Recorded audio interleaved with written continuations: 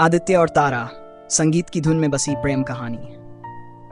एक बार की बात है, एक छोटे से समुद्र तटीय शहर गोवा में, जहां हर लहर अपने साथ एक नई कहानी लाती है। आदित्य और तारा की प्रेम कहानी शुरू होती है। आदित्य एक प्रसिद्ध संगीतकार जो अपनी धुनों से लोगों के दिलों को छूने की कला में माहिर था। वहीं तारा एक अद्भुत चित्रकार जो अपने ब्रश से जीवन के हर रंग को कैनवास पर उतारने की काबिलियत रखती थी। आदित्य अपनी नई एल्बम की रिकॉर्डिंग के लिए गोवा आया था। वह अपने गानों के लिए एक अद्वितीय वातावरण की तलाश में था।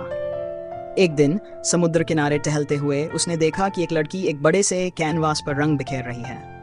वह तारा थी। आदित्य उसकी कला में खो सा गया और उसे महसूस हुआ कि उसकी धुनों के लिए यही सही स्थान है। नमस्ते, आदित्य ने तारा से कहा।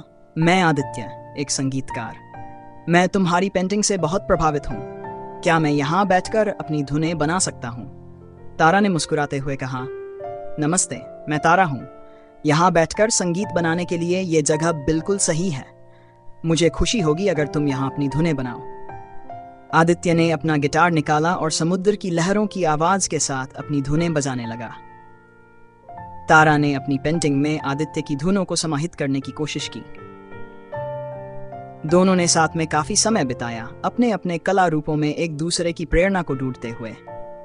एक दिन आदित्य ने तारा से कहा, तारा, तुम्हारी पेंटिंग्स में एक अनोखी खूबसूरती है। क्या तुम मेरी एल्बम के लिए कवर पेंटिंग बना सकती हो? तारा ने हामी भरते हुए कहा, बिल्कुल आदित्य। तुम्हारी धुनें मेरी पेंटिंग्स में एक नई जान डालती हैं। आदित्य और तारा ने साथ में एल्बम कवर पर काम करना शुरू किया। वे अक्सर समुद्र तट पर मिलते। आदित्य गिटार बजाता और तारा पेंटिंग करती। उनकी दोस्ती गहरी होती गई और दोनों ने एक दूसरे के कला रूपों में एक नई दुनिया को देखा।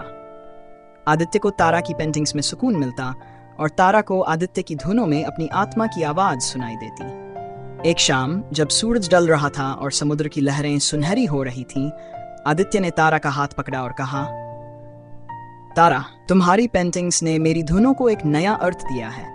तुम्हारे बिना मेरी धुनें अधूरी हैं। क्या तुम मेरी जिंदगी का हिस्सा बनोगी? तारा की आंखों में खुशी के आंसू थे।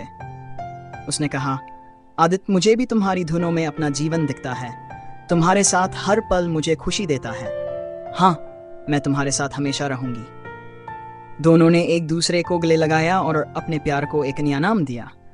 आदित्य और तारा ने मिलकर अपनी कला को संवारने का निर्णय लिया और अपने रिश्ते को शादी के पवित्र बंधन में बांधा।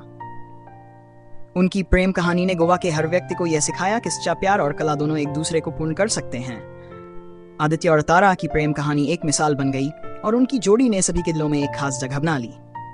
उनके संगीत और पेंटिंग्स में बसी प्रेम की धुन ने सबको यह विश्वास दिलाया कि प्यार और कला का संगम जीवन को सबसे खूबसूरत बना देता है।